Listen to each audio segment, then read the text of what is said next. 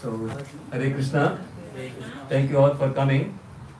So, we have a very special guest here, Her Grace Radika Kripa Mataji and the husband, Rasa Priya Prabhu.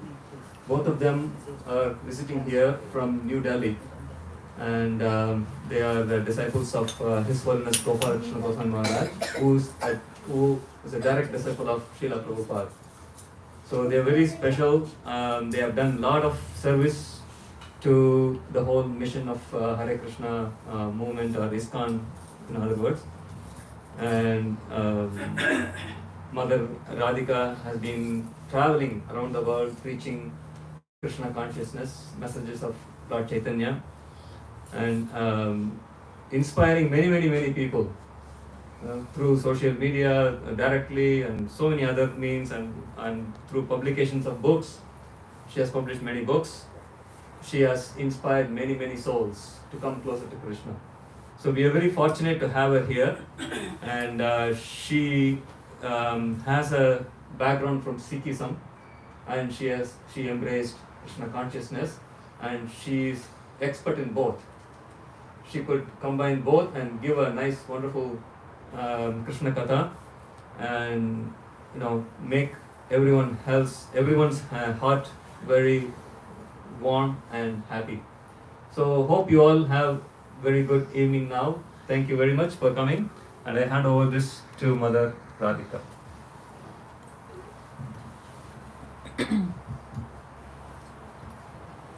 Hare Krishna. Hare Krishna. Om Ajnana-timirandasya Jnana-shalakaya Chakshunamalatam Yena Tasmai Shri Guruvai Namaha Shri Chaitanya Manobishtam Stapitam Yena Bhutale Swamrupa Kadamayam Dadati Swam Padantikam Vandeham Shri Guru Shri Utapat Kamlam Shri Gurana Vaishnavascha Shri Rupam Sakritam Sagan Raghunatvitam Dam Sajivam Sadvaitam Sarabhutam Parijana Sahitam Krishna Chaitanya Devam Shri Radha Krishna Padan Sagan Lalita Shri Vishakhanatavascha Hey Krishna Karuna Sindhu Dina Bandhu Jagat Pate Gopesha Gopika Kanta Radha Kanta Namastute Tapta Kanchana Gaurangi Radhe Vrindavaneshwari Vrishabhanu Sutta Devi Pranamami Hari Priye Vancha Kalpataru Bhaksha Kripa Sindhu Vacha Patitanam Pavane Vaishnavyo Namo Namah Jai Shri Krishna Chaitanya Prabhu Nityananda Shri Advaita Gadadara Shri Vasadi Gaur Bhakta Vrinda Hare Krishna Krishna Krishna Hare Hare Hare Rama Rama Hare Hare Hare Krishna.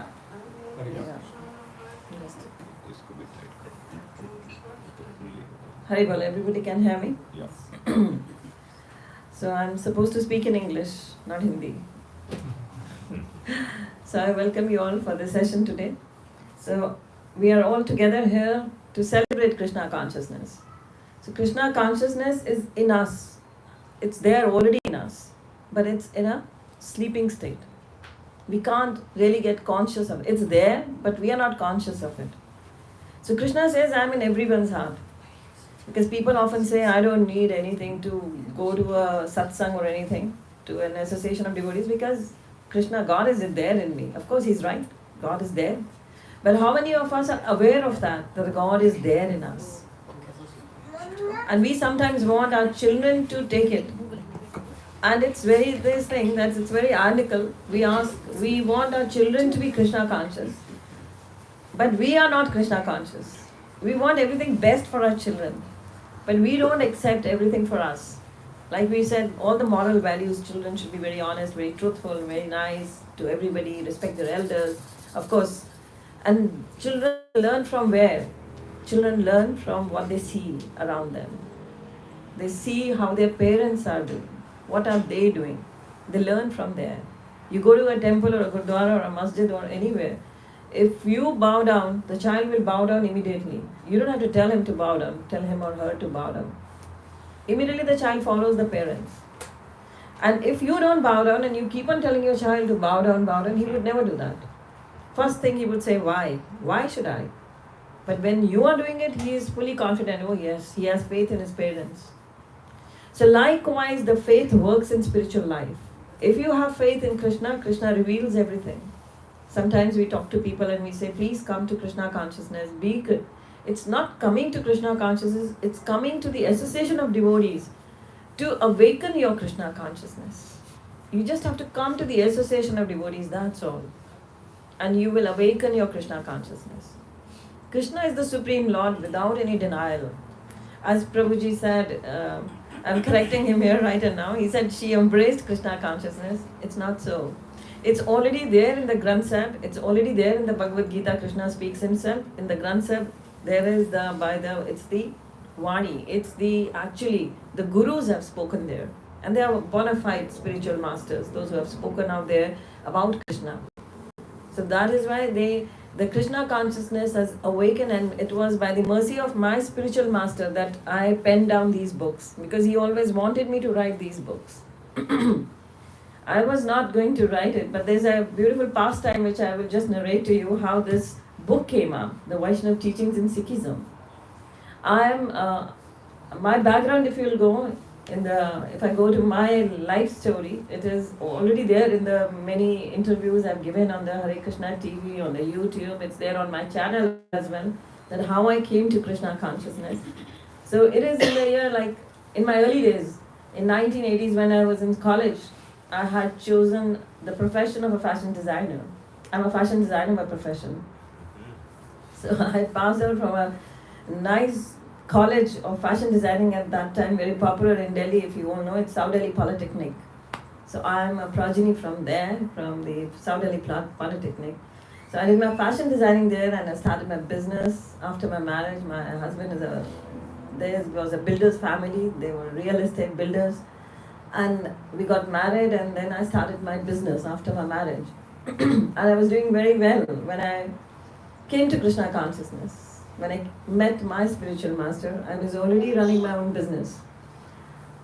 And I was putting up exhibitions in London and supplying to the stores in London, everything I was doing. But then I met, it was that I lost my material father at that time in 98, and then the life changed. I had many questions to ask. Although I was reading the Granth Sahib, I was born into a Sikh family, and my mother had a habit of getting up early every day at 3:30 in the morning. She would read the Granth Sahib after taking a shower, she would read it, Granth Sahib, and then she would enter the kitchen. So I had been seeing her throughout my life, but I never was interested in what she was doing. But she would tell us often, read the Gurbani, and it was a rule with me that I would sleep. Before sleeping, I would read the Gurbani. After getting up, before going to school, I would read again and then leave. Like a 10-15 minute of reading Gurbani was a must with me. So that was my actually religion. I would say that I was religious like that. And God-fearing, of course, the family was. But then when in 98 I lost my father, I had many questions which I had never asked before. And I was surprised that how come I'm asking them now? Who God is? Where do we go after death? What happens? What happens to the soul? Who are we actually? Why are we born? There was nothing that Krishna, whoever the God is, I didn't know who Krishna is. Of course, I'd been to the temples, I was attracted to Krishna, I knew everything. But then I was just questioning myself who God is. Because everybody says Shivji is God, then Durga is God, I had heard. And then in the Sikhism you go and they say, oh, Guru Nanak Dev Ji is God. I said, who God is? I should know who God is. So why we got this life? I don't know how many of you ever asked these questions to yourself. Is anybody there who has ever asked? Don't just shy, you can say that. Have you ever asked these questions to yourself? So these are spiritual seekers, those who ask these questions. Why are we born here? Who are we? And then I could not understand these answers. You won't believe it, for 6 months, 98 December till April 99, I was just going around, wandering around, going to my husband, he held me. because my relatives were thinking that she's gone mad.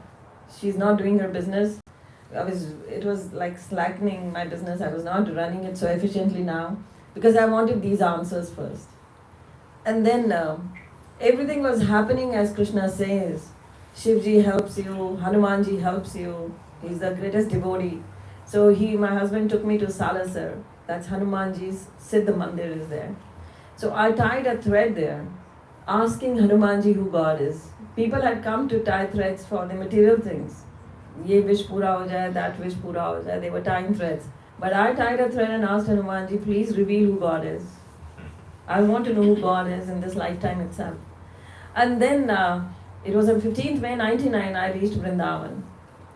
Somehow or the other, I was in Vrindavan for the first time. We were in the temple, some devotees spotted us, he took us around, he took us to the Samadhi, handed me a paper with the Maha Mantra. He said, go around the Samadhi, up the stairs, around the Samadhi, chant this mantra, the Maha Mantra. So I just didn't know anything, but I chanted. Whole one round I chanted, both of us. And then he said, I'll take you to the deities. He showed us the deities. Radharani is extremely beautiful. Krishna is extremely handsome. So you get attracted. Then he took us to Prabhupada's quarters. And when he was narrating Prabhupada's, that how he has given the Bhagavad Gita, how he has given the commentary in Bhagavad Gita, all the answers were coming to me. Oh yes, why we take birth, who Krishna is, who God is. And there and then I decided, yes, this is the place for me. And I started both of us started with the 16 rounds every day since then. Immediately? Yes. Wow. I don't know. So that happened. And even that devotee, it was a very surprising. I just said, what is this you are putting up? He said, it's a tilak. I said, I want to have it. And he had in his pocket. He took it out and he took the water from the pond right there. If you go out in Prabhupada quarters, there's a pond up there where Prabhupada used to give class and he used to chant also his rounds in the morning. Outside there's a small garden at the back of the Prabhupada rooms. And there's a little pond there. He took out the water from that pond and he mixed it and he put a tilak on our foreheads. Wow. And then we attended it was in the morning we had visited, and in the evening he said the aarti is very beautiful. So we stayed back whole day. We were in the temple in the summer of May. It's very it was 45 degrees. And we were sitting there and we attended the whole day kirtan and attended the aarti, and then that was the day. We came back and then we went to the Punjabi Bagh temple. It was very near to our home, but we had never gone there. So we started visiting that. And then I met my spiritual master. Guru Maharaj had come there. He had come to give a feast lecture, but then I didn't know who sannyasi is. I was just chanting my rounds. I was happy like that. I was a vegetarian by then. I became a vegetarian the night my father left this planet. I was chanting, and I was chanting Vaheguru at that time for 3 hours, I remember. And I was praying to God to give a miracle so that my father survives. He had a heart attack. He was in ICU, and when the doctors lost him, so I don't know how that chanting purified me, and immediately my heart said, from nowadays onward you're not eating non-veg. So I left the non-veg there, and then at 3:30, it was like 3 o'clock in the morning of 22nd December 98. And then it is that Krishna says, I purify you. So that chanting purified me before stepping into Prabhupada's shelter. Before coming to the Guru, I was being prepared by Krishna. And then I asked this question to my Guru Maharaj, that my relatives and all, nobody changed. How come I changed? Nobody expected in the family that I would change like this. Because I was supposed to be a fashion icon in my family, and everybody looked up to me for that. And then I changed and everybody was surprised. How come this has happened? So I asked my Guru Maharaj this question. I said, why did I change? Why did not I go to the hotels and clubs? Because in 1970s, late 70s, my father would take us for holidays to Europe, and we would go with him, we would travel with him. He had a big export house. So I said, why did I change? So he said, because of your previous karmas. You had bhakti in your karmas. And that is why you got an option. And you selected the perfect way because you had bhakti of the previous births in your credit. that was lying in your credit account, and that is why you became a devotee.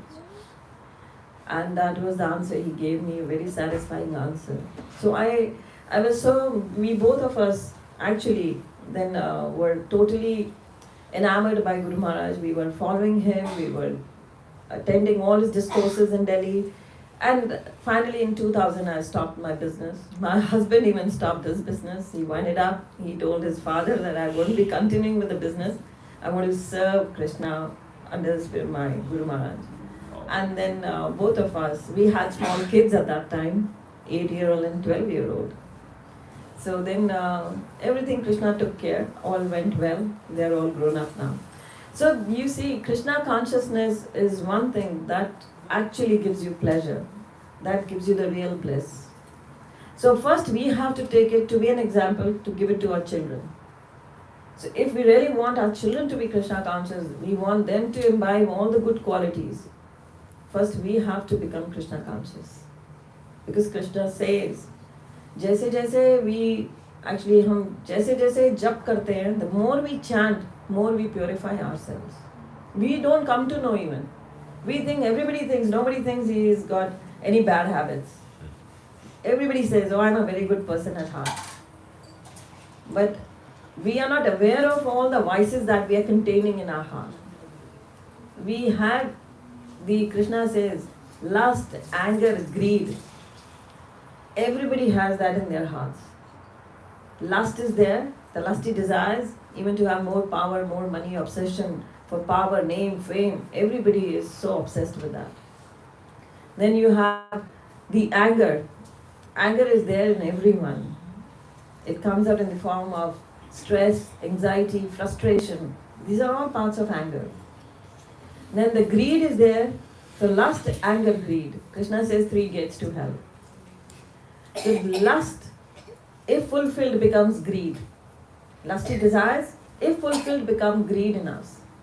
If you fulfill one desire, you wanted to have a nice apartment, a nice car, you acquire it. The next moment your target is now a better one, more better one than that. Immediately that next target takes birth.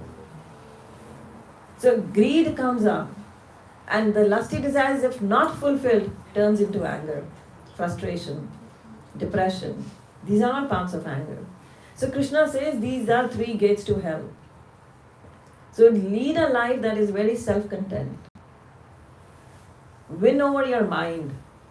So mind winning is very important. You have to win your mind. Don't make your mind your enemy. Befriend your mind. So the real actually that leads us is our mind. We have senses. Senses are controlled. The director is mind. That's why Krishna told Arjuna, give your mind to me. So mind will be working all the time, whether we are in Krishna consciousness or not. So giving to Krishna your mind means that you're working according to what Krishna is saying. You're leading a life that is very pious, that is full of spirituality, that is full of bhakti. So that life, Krishna says, that is giving your mind to Krishna. A very sanctified life. Life where there is no mithya. Mithya means no falsity. Even the Gurbani says, Mithya nahi rasna paras manamay preeta niranjan daras. So who a Vaishnava is? That is in the Gurbani, it's clearly mentioned in the Gurbani. I've quoted that in the book. So I told you that I'll be giving you the story how this book came up. It was when I became a devotee, whenever I would travel with Guru Maharaj would, it was very instant for me whenever he would speak some quote from the Gita or something. Because I had been reading it, I told you I had a habit of reading since childhood. 15 minutes in the morning and 15 minutes in the night. I would read it. And then whenever Guru Maharaj, it was Krishna's planning. Whenever Guru Maharaj would speak something from the Bhagavad Gita, like this home program, Guru Maharaj would often take us along with him. And me and my Prabhuji would often follow him to the house programs. Because he was so merciful. He gave us the seva. He never had a car of his own. He never owned a car. And he would only take the service from his devotees, from his disciples. So we lived 1 hour away from the temple. But we would often offer our services to him that we would take you. Even if we had to go somewhere near the temple, we would drive down from Punjabi Bagh, take him up, take him to the program, then drop him back and then come back. Or even if he's coming towards our home side, Punjabi one, we would go and pick him up, bring him to the program, then go back and drop him and then come back. It would be like that. So he accepted our services, he gave us the opportunity to serve him. And we were doing that with him regularly. And whenever he would go to a house program like this, and we would be accompanying him, he would speak something and immediately something would come to my mind similar from the Granth side even. And I would speak it out to somebody who, after the lecture, if somebody was talking to me, I would tell them. And Guru Maharaj he knew everything, what is going on. Actually, it is there. He had, I would often say, Guru Maharaj, you have magical powers. And he would say, no, nothing like that. But he would know everything that was going on in our minds, what I was speaking, whether in the other room, even if I'm talking to someone, he would know it, what is going on. And one day, he knew what I was telling, I would quote from the Granth Sahib. And then he told me, why don't you pen it down? Why don't you write a book? I said, book is a very big task. I never said that to Guru Maharaj, of course. I was telling to myself, a book I can never write. That was not my background. I'm not a scholar. And I didn't have any scholarly evidences. At that time, imagine, this is the time of 2003. And at that time, you didn't have Google even. How do you search?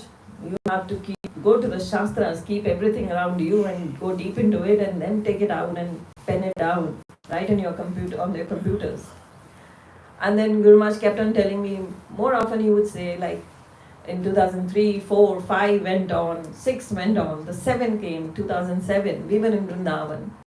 There was a meeting in Vrindavan, an official meeting, it was in the office, whereas now Bhakti Rasamrit Maharaj, if you know, he was at that time the president of the Vrindavan temple, and he was known as Devamrit Prabhu. So Devamrit Prabhu was there and Guru Maharaj was there and there were many other people. But we were sitting very close, Guru Maharaj, Devamrit Prabhu, me, my Prabhuji. And Guru Maharaj introduces me to Devamrit Prabhu. He says, she's Radika Kripa. And I nodded my head and folded my hands. And then Guru Maharaj said, she has written a book on Vaishnavism and Sikhism. And I looked around, I had not written a word. And now that Prabhuji was looking at me and I said yes. And I couldn't say no, that my Guru Maharaj is lying. I said yes. And then that was the month of June 2007. I came back home and his Guru Maharaj Vyas Puja was in August. And when I came back home, I promised to myself that I will write the book and I will offer it to him on his Vyasa Puja. My goodness. It was just 1.5 months away. And at that time, my Prabhuji was going for his business to his office. But wherever in the morning he would leave me, I would sit early in the morning after finishing my rounds. I would sit in the drawing room on the sofa with all the scriptures around me. The Granth Sahib, the Chaitanya Charitamrita, the Bhagavatam, the Bhagavad Gita, everything around me. And I would do all the research and I started the book. And for 8-9 hours every day for 1.5 months, I was writing and researching and writing. And ultimately the book came out on Guru Maharaj Vyasa Puja and I just offered him the book. Wow.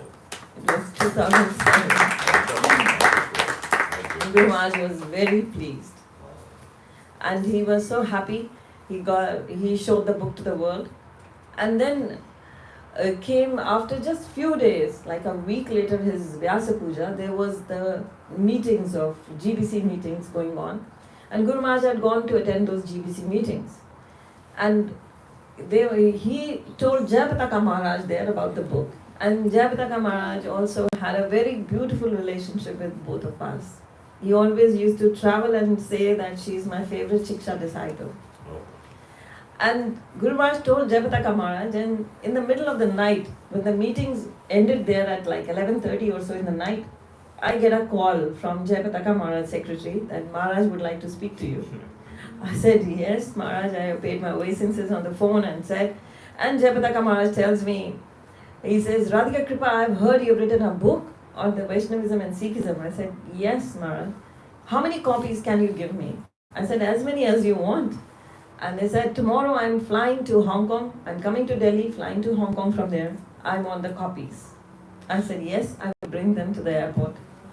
So there's another story I will tell you time other. I went to the airport, I gave the books, and then perhaps I'm the only first Indian maybe, a woman, who drove Jayapataka Maharaj from the airport to R.K. Puram, one of his disciples' home.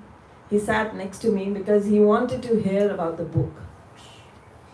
And I drove the car with him, and I was telling him about the book, and because the book was written in such an urgency, there was no index in the book. And he was looking for the index like this. And I said, he wanted to know the meaning of Vaheguru, he wanted to know many things from the book. And I said, Maharaj, he said, there is no index, Radika Kripa. I said, no, Maharaj, there is no index. He said, then where is the meaning? I want to know. And I looked into the book and he said, no, you look on the road, you don't look You are my sarthi today. He said those words, you are my sarthi. I said, okay, Maharaj. He said, when I go to my disciples' home, I'll go and take shower and then I'll eat prasadam. While I eat prasadam, you read the book to me. And there are pictures with me still. He went and took shower, he came out, he was eating prasadam, and I'm reading the book to him. He heard almost the whole book from me.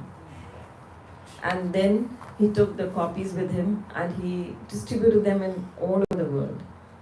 And that is how the journey started of writing the books. Then Guru Maharaj wanted me to write more and more. And then I started writing articles and books because Guru Maharaj always wanted me to write.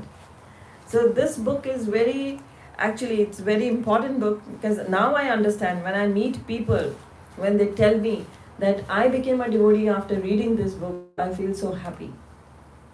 Just now Guru Maharaj left his body. He was the Samadhi day when we were there in Vrindavan. A girl came to me crying and crying. She was from Punjab. She said, my husband is a Hindu. I'm a Sikh. But I never accepted what he was doing all these years. But when I got your book, I read it and I got so much engrossed with the book and I became a devotee, and this year it was to be my initiation by Guru Maharaj. Oh. And she was crying and crying. I said, don't worry, Guru Maharaj is still there with you. You don't cry. So this book was written, that was the purpose. Guru Maharaj wanted me to write this book. So we will go back to the definition of a Vaishnava that is given in the Granth Sahib. So Vaishnava, it is said, Mithya nahi rasna paras manmaya preet niranjan daras. A Vaishnava is the person who is away from all falsity. He's not a fake person. He's a sincere, simple person, very sincere. In material world, we are fake. We're duplicitous. Everybody know hypocrisy is the trait of Kali Yuga. And everybody is a hypocrite in Kali Yuga. If you go out in the material world, people are hypocrites. There will be one thing before you and something other behind you. They don't have the same personality. But a Vaishnava is not like that. He carries the same personality. He has to be one. Mithya nahi rasna paras manmaya preeta niranjan daras. Because in his mind, he's always hankering for the darshan of the Supreme Lord. He's always hankering for the Supreme Lord. Paristri rupana pekhe netra. Because he does not have lusty desires. He does not look at the other women as an object. He does not have any lusty desire. Par istri. Par means other than his wife. That's what Prabhupada gave in the ISKCON. We call everybody Mataji. Even a small girl is called Mataji. Because this is that we should not get those feelings even of any lusty desires might not come into us. Sadh ki tahal satsang heta. So, sadh ki tahal. Sadh ki tahal means tahal means seva. When you do service to sadhus, the saints, the guru, that is sadh ki tahal. So, Vaishnava does this. It's his job. He does this. He serves the devotees. He serves the saints. Sadh ki tahal is satsang het, and he is always in the association of devotees. He is in the sadh sangat. This is sadh sangat, congregation. He is always in the association of devotees. Rupa Goswami says that ado shraddha tado sadhu sang tata bhajan kriya. Without the sadhu sang, bhajan kriya cannot happen. So this is sadhu sang.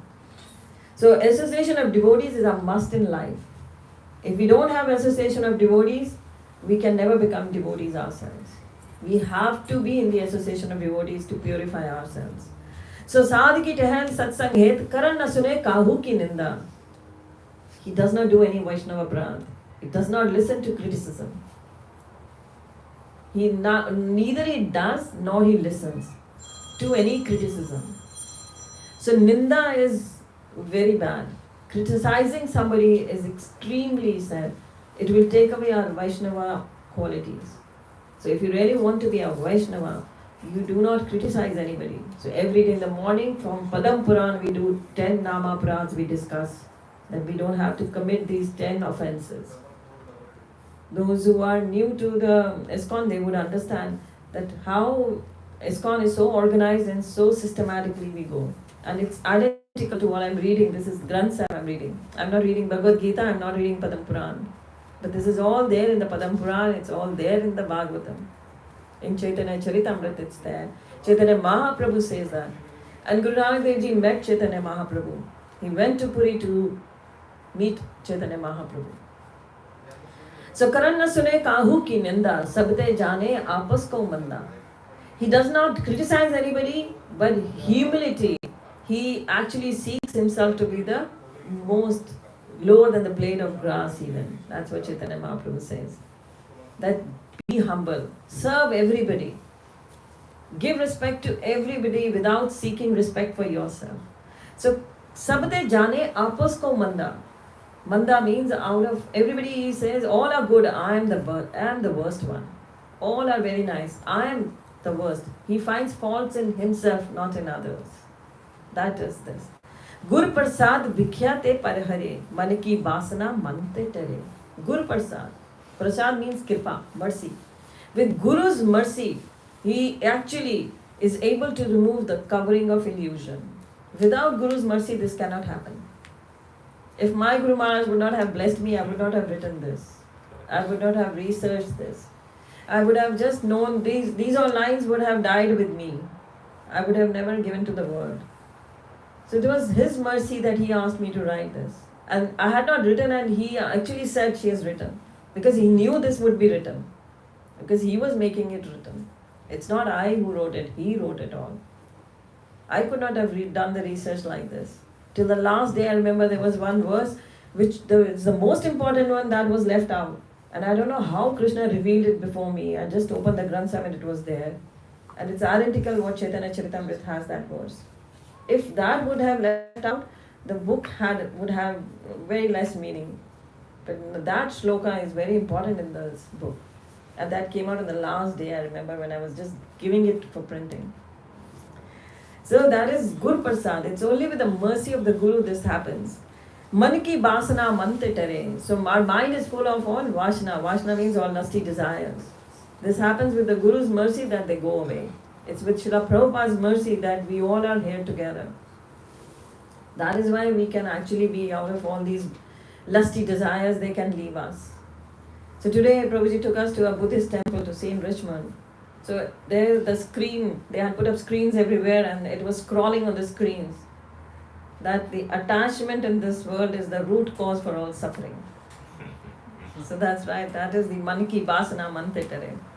Because the root cause of suffering is our lusty desires. Indri Jit Panch Dokte Rahat. Indri Jit. You win over your senses. And then the 5 senses you win over them. And then you will be away from all the miseries of this world. Why we are suffering in this world? Because we have those lusty desires in us. We have those 5 senses. Our 5 senses, they actually rule over us.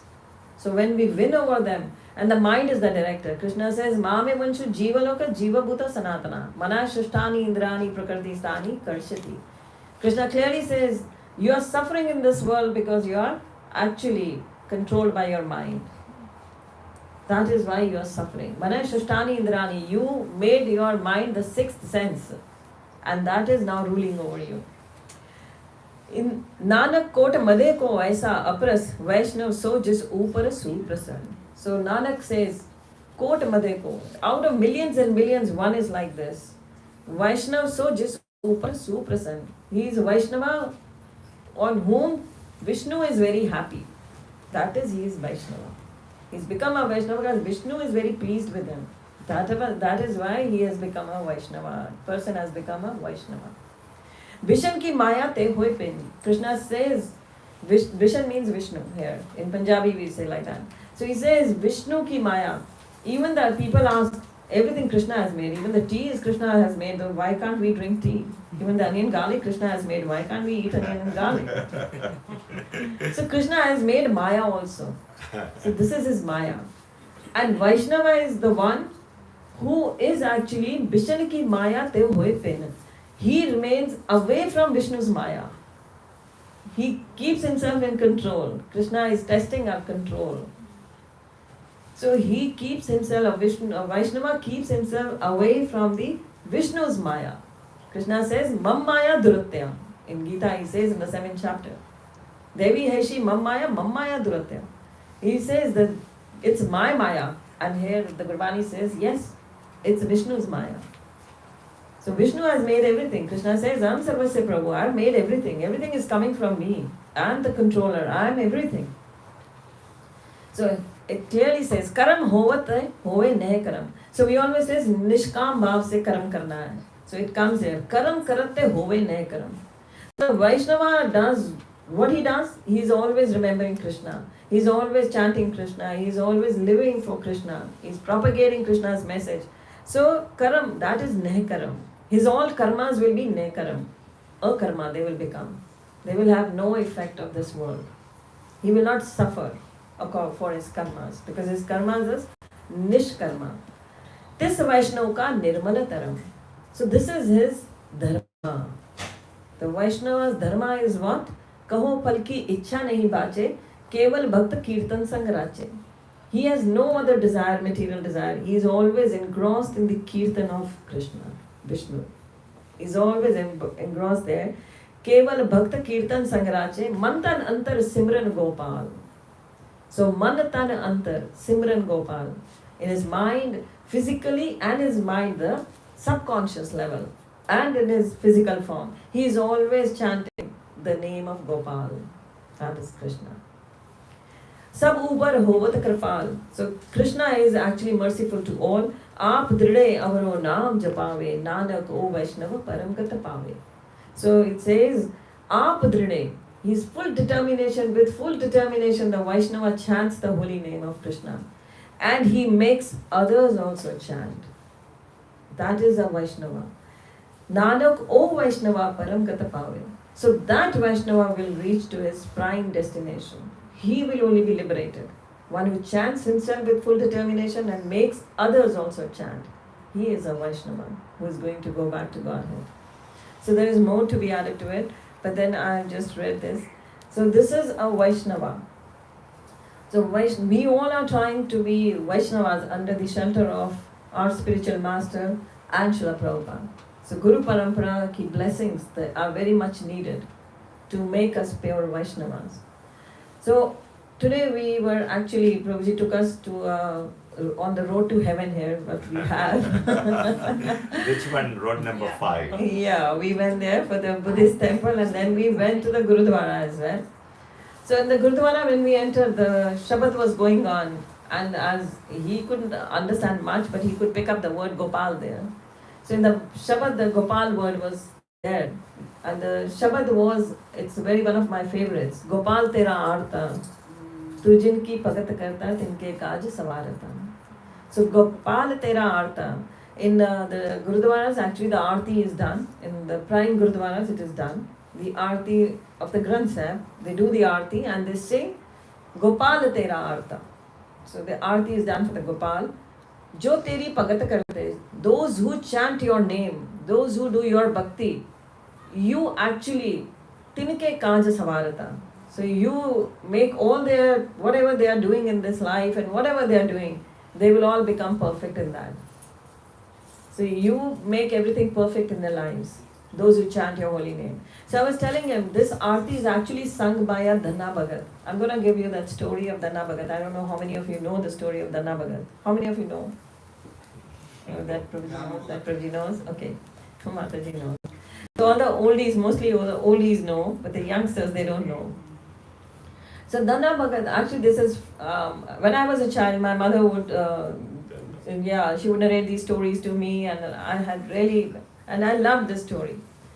Dana Bhagat is actually a farmer. It's a story of a farmer, a very simple farmer, very simple-hearted, very, very simple, who did not know anything about this hypocrisy word even. He was very simple at heart. He would take people as it is, as they are. And Dana Bhagat had a piece of land that was barren. He could not grow anything on it, and he was very poor. He had a house, he had his wife, but he was very poor. He had just one milking cow. He had a cow that would give milk, only one cow he had. And he was always trying very hard to make this barren land fertile, but it would not turn out to be. And then he went to the local Brahmana, who used to worship a Shaligram Shila all the time, a very nice Brahmana. He went to him, who would do puja archana every day, very religiously. So he went to that Brahmana and he asked, that how can my land be fertile? Who can help me? He said, yeah, the God can help you. Krishna can help you. So he said, how can I please Krishna? How will he help me? He said, if you please Krishna, he will come and help you. He said, then how can I do? He said, like you see, I do puja archana of this Shaligram Shila every day so nicely. If you will also do it, you will get the mercy. He said, then you please give me this Shaligram Shila so I may worship him.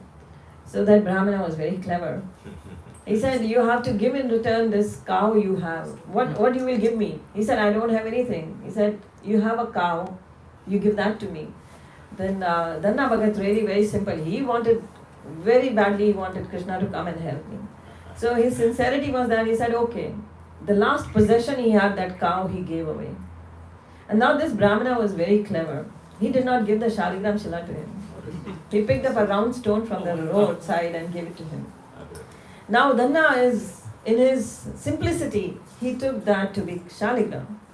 He took it and he did the Abhisheka, he took it home, he made a nice altar, he placed them there. He did the Abhisheka, he offered the flowers, then he incense, then he asked his wife to make a nice boga for Krishna. And she made a lavish boga, and that came. And she said, you come out of the room and leave the boga. He said, no, I will sit and feed Krishna with my own hands. I will see him come and I'll feed with my own hands. And he sat there. He invited Krishna, but nobody came. He called and called. Like this, they say, 7 days went by. And Dana said, I will not eat anything until Krishna comes and eat from my hands. He used to eat from the Brahmana. That Brahmana used to tell me so many stories that Krishna comes and eats. So I am going to feed him with my own hand. But 7 days, they say, it went by. Dana did not eat a single morsel, but Krishna didn't come. Now he's crying for Krishna. And then Krishna had some pity on him and he came. When Krishna came, this incident has been narrated in the Granth, that he came, he sat there, and Dana fed him with his own hands. And he ate. And then, after feeding him, Dana says now it's all done. Get up and please come and you have to work on my farm now. I've shown you all love now. I invited you for this. And Krishna smiles. And Dana walks away with him to the farm. And there when they are walking, the whole village says Dana has gone mad. There is nobody walking with him and he's talking to that person. But Dana could see Krishna walking with him. And he walked and they both went to the farms, the barren land. There he makes a hut. And Dana takes rest and Krishna works on the farm. And the farm in few months' time, in few days' time, the farm becomes fully fertile. And the whole village is surprised, what's this happening? And now the Lakshmi ji comes in search of Krishna. And Lakshmi fills his house, Dana's house, with money and money. He gets all the Lakshmi. And now Lakshmi says to Krishna, let's go back, it's time to go back. And then Krishna vanishes away. And Dana gets mad.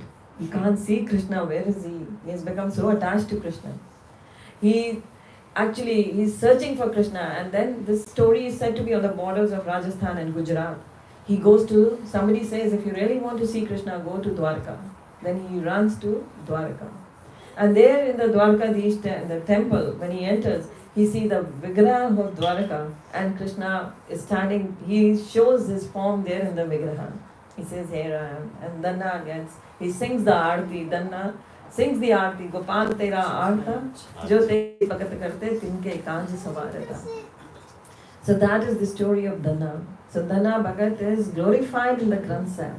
So it's not a mythology, it's the truth. This story happened. There are so many stories that happen, and these are kathas, these are not mythology. So we actually, in our habit, we say, oh, it's mythology, it's myth, but it's not myth. Likewise, we have many stories in the Bhagavatam about, we are going to celebrate Narsingh Chaturthi. So the famous story of Prahlad Maharaj is there. In the Granth Sahib, it's written as it is. Every day in the morning, in the Gurdwara, we sing, Ram Japoji aise aise, Dhruv Prahlad Japeo Hari jaise. Chant the name of Hari, chant the name of Ram as Dhruv and Prahlad did. So Dhruv and Prahlad are ideals. They are not the ideals only for children, they are the ideals for all of us. If a child of 7-year-old can do so much of bhakti with determination, why can't we do it? He had so much of faith in Krishna. He's born to a demon family. So likewise in Kali Yuga, everybody is born in a demon family. Everybody is actually there. Sometimes the children become devotees and they make their parents devotees. So it's happening. When children come to Krishna consciousness, they make their parents Krishna conscious. And they become the devotees first and the parents become devotees later. So if we really want to become devotees, we should take the message what Prahlad Maharaj says. Prahlad Maharaj has given Navda Bhakti also. That's there. That's Shravanam, Kirtanam, Smaranam. The first is listening. If you really want to become a devotee, you have to listen the kathas of Krishna. You have to listen the holy names. It should enter your ears. If it enters your ears and you eat this, usually we say that the food is made in the kitchen and we eat through mouth, and this food actually nourishes our whole body. You don't feed your arms, heart, everything separately. You just eat from your mouth, it digests well in your stomach, and then the whole body nourishes. Likewise, the holy name is eaten through your ears. You eat it through your ears. So whenever we sing the kirtan, whenever we hear the talk of Krishna, the katha, it enters you through your ears. So that is why Shravanam has given in the Navda Bhakti the 9 stages of Bhakti. The Shravanam is the topmost. So Shravanam, Kirtanam, Smaranam. If you really want to remember Krishna, if somebody says, no, I remember Krishna all the time, they are just lying. Don't trust them. Because unless you are hearing Krishna and you are chanting Krishna's name, you cannot remember Krishna. So hearing is the first, Shravanam. So when we eat Krishna's name, we eat the kirtan, the holy name through our ears. And where does it digest? It digests in our heart. It has to digest in our heart. So unless it digests, तो वो heart में digest होगा, and then how it comes out? Through your tongue. That is the chanting. So first is digested there, then your spiritual life is nourished. Like your physical body nourishes with the food you eat, it digests in the stomach. Likewise, the holy name digests in your heart. So you have to, with your ears, you have to take it to your heart. To your heart means you have to remember it constantly. हम कहते हैं ना by heart learning. In the school we used to learn by heart. By heart, yeah. So it is by heart we have to take this name, take this katha in us. So when we take it by heart, then it will come out through your mouth. So Shravanam, Kirtanam. Kirtanam is the next stage when it comes out. Kirtanam is when you speak about the holy name, when you chant the holy name, that is Kirtanam. And then the Smaranam comes. Then you will never forget Krishna. Because Krishna will be merciful and you will remember him always. Because it's the mercy of Krishna and Guru that you remember him always. It cannot happen any other way. Krishna says in the Bhagavad Gita, Ye yathamam prapadante tastevam bhajameham. He says it's all reciprocal with me. Whatever you give me, you get from me. The more you surrender, the more I am with you. The less you surrender, the less I am with you. It's all reciprocal. It's the same way with the Guru. The more you serve your spiritual master, his Vani, his instructions, the more you serve him through his instructions, the more the Guru is with you. The Guru means the power, the Shakti, the empowerment. That is Guru. He takes you out of this material world. I remember when I started online preaching, I'm a traveling preacher since 2007, because in 2003 Guru Maharaj sent me a first mail where he wrote to me that I hope one day you will spread the Krishna's message all over the world. And then in 2005 he spoke to me on the phone and he said, you have my blessings to travel anywhere on this planet to preach. And then 2007 I ventured, my first mission was to Australia. I went for preaching, and then I came back, and then I went to Bangladesh, that's Pakistan I went. And then every year or so I was traveling. 2009 was the first I came to Canada. And Guru Maharaj he actually instructed all his disciples, like the prominent ones, like here Akura Prabhu was there. He told him to pick me up from the airport, and he was keeping a check that who is going to pick me up. I'm coming for the first time to Vancouver, so I should not get lost. He said, she's coming for the first time. And then I was in Toronto. He told Bhakti Yoga Prabhu, and he said, you have to be at the airport on time before her plane lands. You should be there. So he was like a father keeping a check. And then it was his mercy that I could travel and do. He could have, like Guru can appoint anybody. He empowers. He can empower anybody. But I'm fortunate that he chose me. And he said, I should travel and preach. So that's how the journey has been till now. So this is important for us, that we listen the holy name, we imbibe it, and then we repeat it. These kathas also, we should learn them by heart. They should be with us. We should never forget. So Rupa Goswami says, so how the online preaching then started. Like in 2020 when the COVID came, I was coming back from London. It was in 2020 February end. I was coming back from London. I had gone to Abu Dhabi, Dubai and London. So from London I was traveling back, and I just reached Delhi airport, and they had started with the checkups at the airport, random checking of the temperature. If you have fever, you'll be quarantined, you will be put away. And then thank God my flight, when landed, they did not do any random checking, and I didn't have any fever also. But then I went home, and then after 15 days, 22nd March, the lockdown came up, and everything was locked down. And we could not travel, no plans, nothing could be made. So I just decided, I used to go online, but when I used to travel, I used to go live. Like now I'm online preaching. I used to go live only when I would be hosting programs and home programs or something like that. But then now I decided, like, whom would I speak to? Like at that time, no Zoom was there. Zoom came much some time later in the lockdown. But then I was looking around and seeing people were very worried. People were very much in tension that what's going to happen. We are all going to die now, because nobody expected this would happen. The whole world will be locked down. Nobody knew this would happen. So I was just thinking that we have been prepared by Guru Maharaj and Srila Prabhupada. So we are not scared of death. In fact, I wrote a poem on death. There are many things I've done. I wrote first poem for Guru Maharaj Vyasa Puja when I went. I was not initiated. I wrote a poem on Guru. And then another poem in the next year came up. I had gone for Mayapur Parikram with my Prabhuji, and I wrote a poem on death, where Guru Maharaj heard that poem. I passed on a paper to him. He read the poem, and he wrote 100 out of 100 on that poem. He said, it's very good. You must publish all the devotional poems.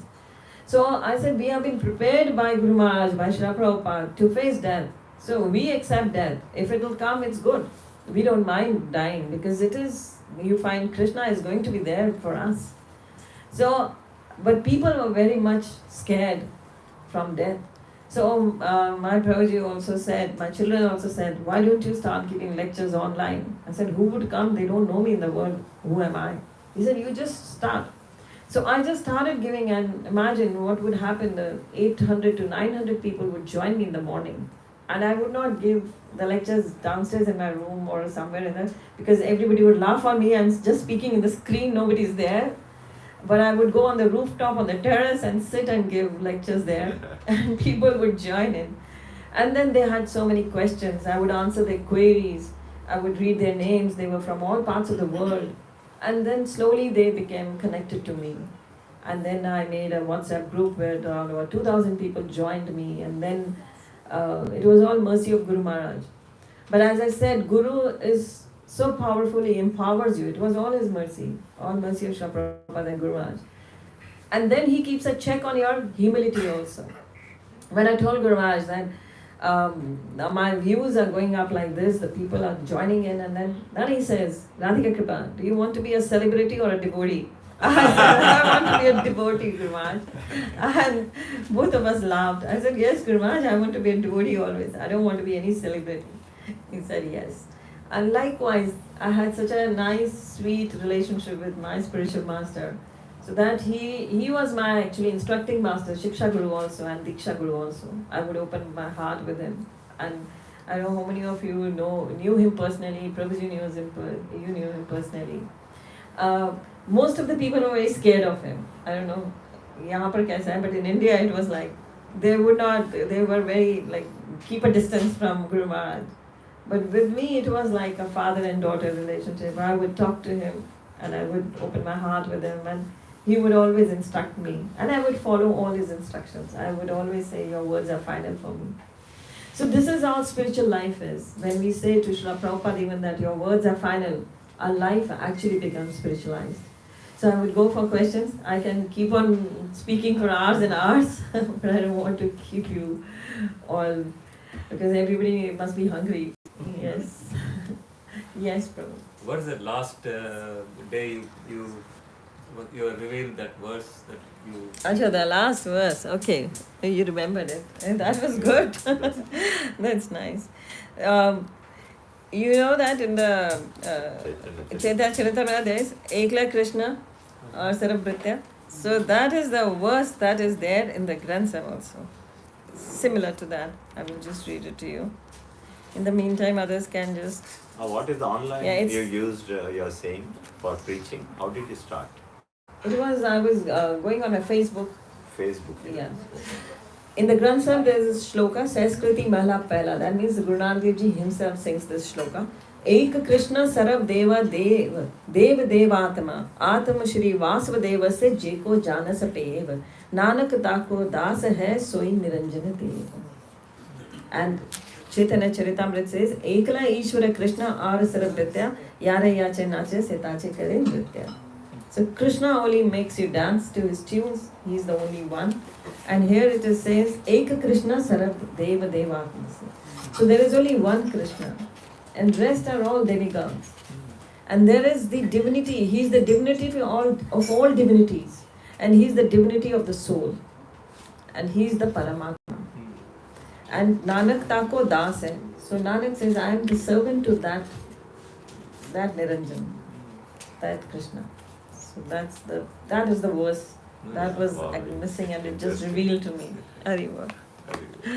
Thank you. Thank you, Prabhu. It's good you remembered. I thought 90% people would have forgotten.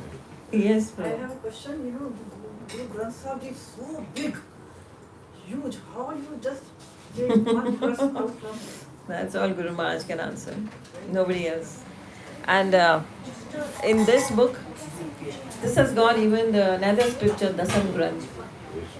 That by Guru Gobind Singh Ji, Dasam Granth was written. So I have quoted some verses from there and similarities with that and the Bhagavatam Chaitanya Charitamrita, where Guru Gobind Singh Ji talks about his life story. Ab main apni katha bakhano. He says, the 10th Sikh Guru says, how I came to this earth, why I came, what was the reason for my coming here. He tells all. He says, the Supreme Lord revealed himself and he sent me here as his son. I have come here as his son. So that is the reason I am here. So he talks all about it. And there are many things in this, in the Dasam Granth. There is revealed that there is about Love and Kush. Love and Kush, Guru Nanak Dev Ji is a descendant of Love and Kush. Great, great descendant. So there is, that I've quoted here. Last year I came up with this book, Spiritual Father Guru. Guru Maharaj was very happy when I wrote this book. And this is my memories with my spiritual master, my journey for 25 years with my spiritual master. So these are different, all experiences with him, all pastimes with him.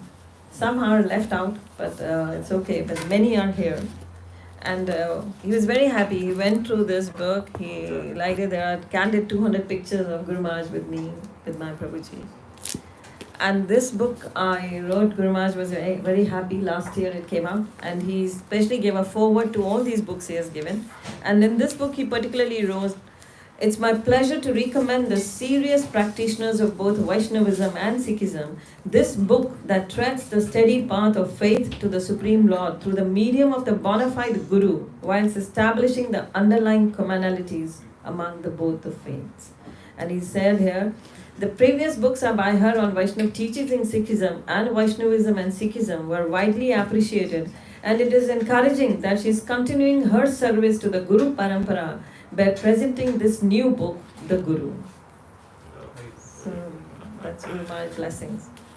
So this year also, on his Vyasa Puja, I've already almost written the book. And I told him 2 months back that I'm writing a book, Guru Maharaj. And he asked me, what's the title? The title is Death the Unstoppable. Wonderful. And Guru Maharaj said, it's a very nice title, beautiful title, Radika Kripa. And I'll be presenting to him on his Vyasa Puja this year. Then it will come next year with me to Vancouver. So in the meantime, these books are here. Any other questions? That's all? Everybody wants prasada. Yes, As far Prabhu. as timeline goes, when Guru Nanak had said that, What? had said that verse that you had quoted, Ekle Krishna? Yeah, Ek Krishna. do you, Or Sarabhritya. had he had already met Chaitanya Mahaprabhu? Must have. I'm not sure what time he wrote, but he must have. He knew everything. Who Lord Chaitanya is. Lord Chaitanya knew who he is. So they all knew each other. They are all partials. So it doesn't that matter that in material world they meet when. They all knew who they are. So Chaitanya Mahaprabhu knew who he is. He knew everything. And that's it. Guru Nanak Dev Ji, he's the Guru. He came as a Guru. He came as a representative of the Supreme Lord. Mm. So that doesn't But really he's not matter. recognized as an avatar, right? No, he himself says, I'm not an avatar. Yeah. He's a Guru. It's written, the meaning of why Guru, it clearly says. Gagga Govinda Namalai. It says, Gagga, I have come as a Guru. He's a Guru. There are beautiful stories I've read about him. There's a Muslim man called he's Sayyid Pritapal Singh. There's a beautiful story because but the time is not, it won't permit if I tell that story. I was going across and there came a diary by Tajuddin. Tajuddin is a Muslim. He visited Makkah and then he came because Guru Nanak Dev Ji went to Makkah. So he came across a story, a diary of Tajuddin where he's narrated many stories about pastimes of Guru Nanak Dev Ji in Makkah with the Muslims. So he narrates one story that really fascinated me a lot. There was this Sayyid Pritpal Singh ka story different hai. Sayyid Pritpal Singh is actually this man. He visited in early 1900s to Makkah. He went to a library because he was quite educated. He was visiting this with his father. He was a teenager at that time. So he went to a library. There he read this Tajuddin's diary. I'm talking about a Sayyid, a Muslim named Sayyid. He went to the library. He saw Tajuddin's diary. He read that.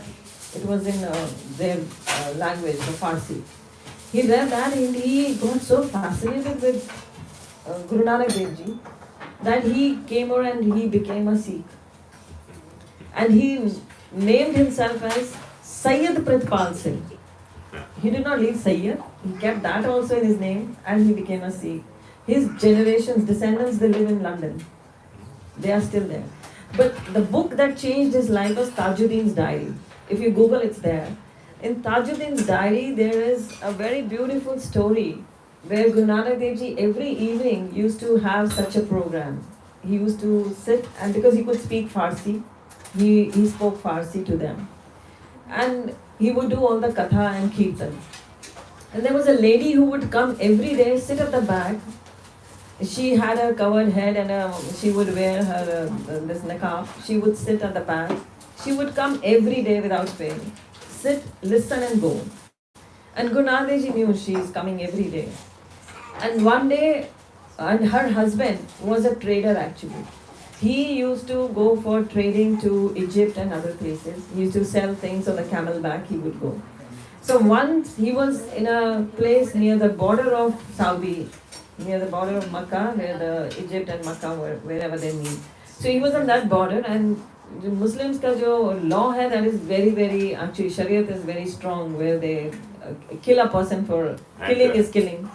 Killing is reversed back by killing. So he, on his camel, he was actually going to a place to sell the products. In the meantime, when the camel is crossing through a farm, वहाँ पे जो camel है, he actually eats the fruits of that farm, this paid person. And the old man, the owner of the farm, he actually takes a stone and hits the camel. The camel dies. Now this guy is arrested. Whose camel is it? He is also arrested, the other is arrested. And they say that your camel is here, and then I think so this happened that he kills that old man also, this guy. When the camel dies, with the same stone he hits the old man dies. Now they actually arrest this person, and they take him for killing. They are taking him. So then he says it's not my fault, it's the animal's fault. Was the animal died and the person died. So it was it's all done. They say, okay, if we take this thing, you have to pay a fine of 500 gold coins. If you pay the fine, we will leave you. He said, I'm not carrying that amount. They say, it's in my home, you give me 2 days time, I'll get it back. They say, who will take that chance? You go away and how you come back, who is going to see that? If somebody gives the guarantee in your place that you will go in the meantime and get the coins, and if that person stands in guarantee here, and if you don't come back, we kill him. So who will give your guarantee? Is there a person?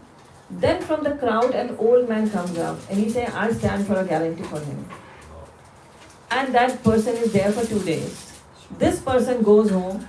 His wife has gone to hear the kirtan and everything. She's not at home. She doesn't know even that her husband came in her absence. He goes, actually, in old days, they don't have almirahs or anything to keep the gold. They used to dig holes and keep the treasure under. So he dug the spot and take out the 500 gold coins, rushes back to give that money. So he goes back and gives that money to the court there, and they release that old man. So that old man is released, and he turns around and the old man is nowhere to see.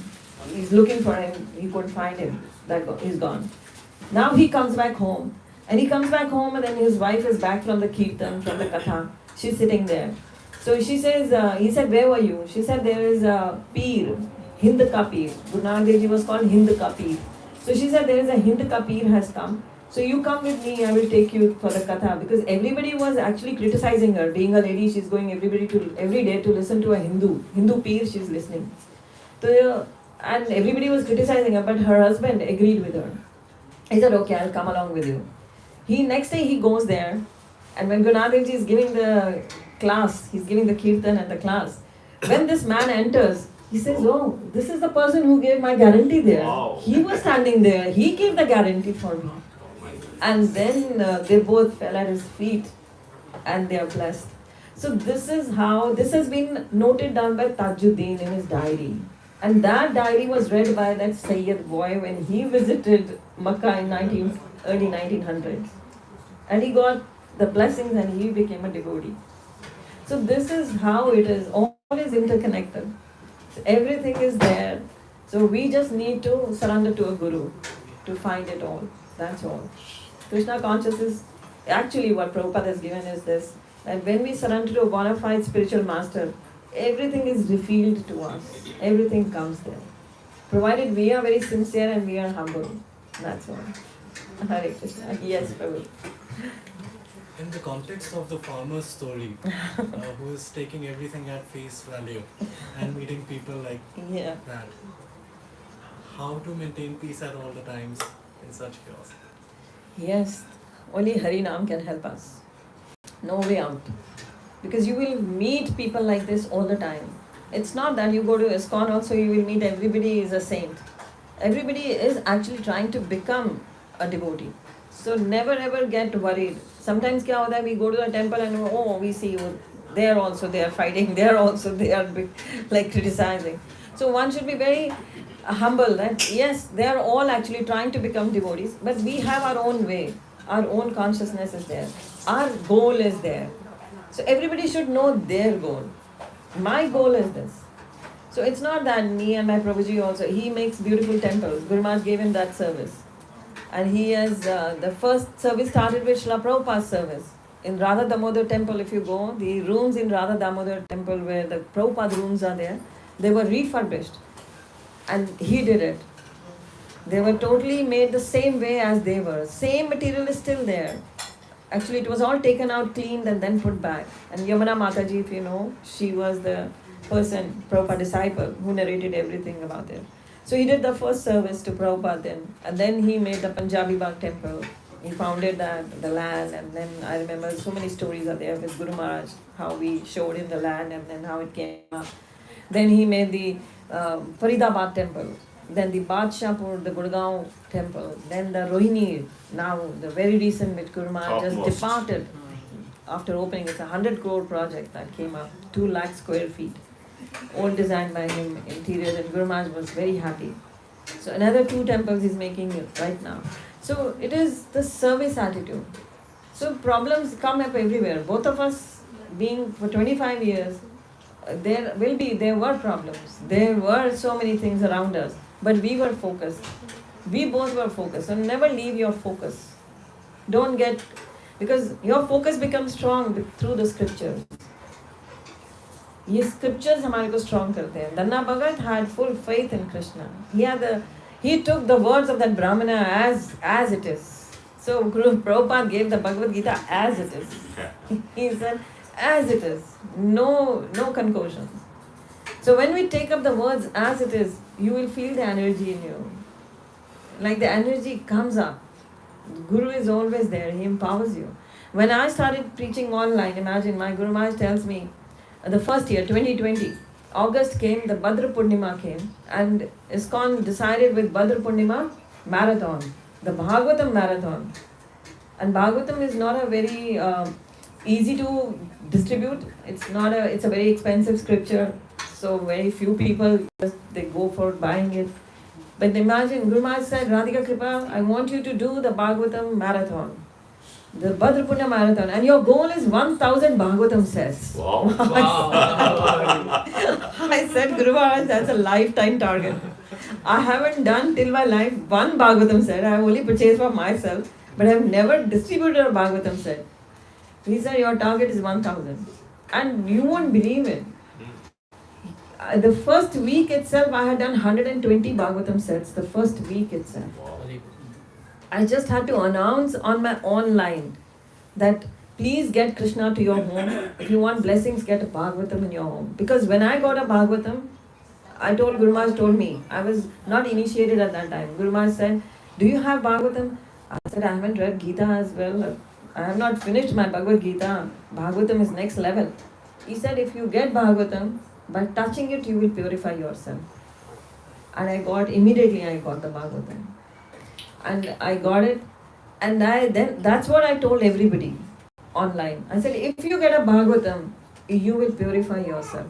By entering your home, your lives will change. And that happened. People started ordering Bhagavatam. We sent a Bhagavatam to Baltimore from India for 30,000 rupees. She paid the courier. I said, there is a heavy courier service, the courier charges will come. She said, no worries. Just get it signed by Guru Maharaj and send it to me. And Guru Maharaj's signatures came up. He signed it and it was couriered to Baltimore. She became a devotee. She got initiated. Her husband got initiated. They didn't know ISKCON prior to the lockdown. She must be listening also right now on YouTube. So it is the faith. And that year we did 425 Bhagavatam sets. 2020. Then again 2021 came. Guru Maharaj said, you have to do the Bhagavatam marathon. It should increase. The number should actually, he said, double now. But then we reached the 525 Bhagavatam sets. Then 2022, we reached 626 Bhagavatam sets. And this year we did 565 Bhagavatam sets, 2023. And along with that, we were doing the Bhagavad Gita marathon as well. This year I did 20,500 Bhagavad Gitas. Previous year we did 16,000 Bhagavad Gitas. More previous, 2021, we did, say, it was 13,000. And then we did 6,000 in 2020 with 200 Chaitanya Charitamrita sets also in between. So this is how Guru Maharaj did it. I didn't do anything. I just repeated what he said and I just repeated and this happened. There are many stories. If you read this book, Memoirs, you will find many incidents in my life.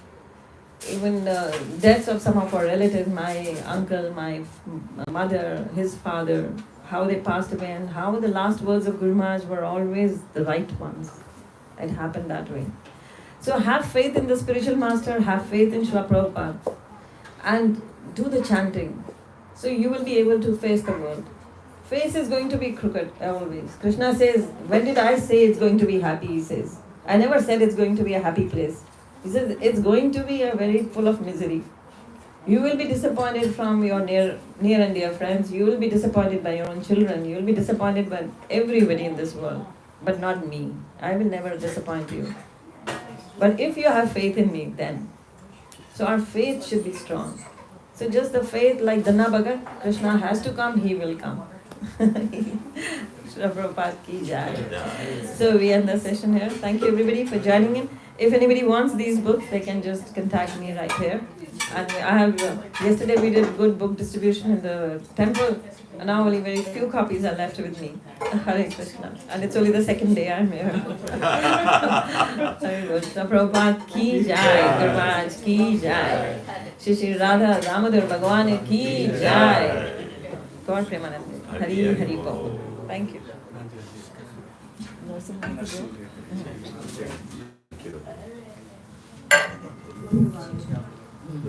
What a wonderful, wonderful way of narrating, and it's such a simple way. Normal people get bored to listen to the philosophy, but your philosophy was so simple and it's always good to narrate your own personal experience. Then we know that it's a truth. Yeah, it's not that it what can you're happen. mythologizing, rightly saying other things. So thank you very much for sharing wonderful, wonderful insights. Now I'm more curious to read your books to know. You have really narrated nicely all the things, Thank you. Mataji. I can't believe that Guru Maharaj empowered you so. Like Prabhupada was also empowered by his Bhakti Siddhanta Saraswati. Like that. I'm feeling that your Guru Maharaj said that you already wrote the book, Yes, you didn't I even do. was- That tells that he knew what's going to happen in Yes. future, and he empowered you. That's what I'm realizing When he said that, it was to me like Arjuna was told by Krishna that you are not fighting this Kurukshetra, it's already done. Yeah, that's true. So when Guru Maharaj said these words, that you have already, she has written, and I was looking at him, I said, she has written, not a single word here. And then I knew Guru Maharaj has, whatever he said, he had that Vak Siddhi. Whatever he said, I knew that is going to happen, and it's happened. It has happened that way throughout my life. That's why I really miss him so much, that whom would I go and ask now? He was such a dear, As we say, the Vaishnavas will never die. Yes, And he's only always his there. Vani, I whenever we- have, as you said, right, because we were in the plane right now when we were coming to Vancouver. And we were right in the plane, and I was telling Prabhu when we were at the gates, I said, this is the first time I'm traveling without physical, Guru Maharaj present physically, he's not there. I have not taken any blessings. He used to send me off, he used to bless me. I would be looking forward when I would land back and I would narrate everything, what happened there, how many programs happened, what all happened. And he would listen to me all very nicely, attentively. And then now, no blessings, how? And then you won't believe it, I was just talking few minutes ago to one of my god brothers. And he was actually, when we were in the plane, there was one person who was delaying the plane. The flight did not take off, like it was 15-20 minutes delay. He did not enter, with the boarding pass he was missing. So the flight, and usually the internet is not so good in the plane. And then I don't know how it happened. I was talking to that Rishi Kumar Prabhu and I was continuing that talk in the plane I started. And I said this time I wrote the same to him. This first time physically a presence of Guru Maharaj I'm missing. No Mahaprasad from him, nothing. And he immediately made a video call, and it was perfectly clear. He said, Radika Kripa Mataji, I'm coming right from the Samadhi of Guru Maharaj. And at the gates, I was showing Prabhuji that, see, the pictures had come from the Samadhi and a bhoga offering was being done. There were mangoes, there were coconuts, and I said, what a nice offering they are doing to Guru Maharaj right now. And he shows me on the video call, he says, Guru Maharaj has sent a mango for you. So you see, they gave me a mango prasad. This is for you. And I paid my obeisances to him. And Guru Maharaj did not fail to send me the blessings. Thank you, Mataji, and we look forward more and more classes. And please take the books. Whoever is inspired, what you want, that will be great. Thank you. And nothing of prayers by, what is your name? Ayansh.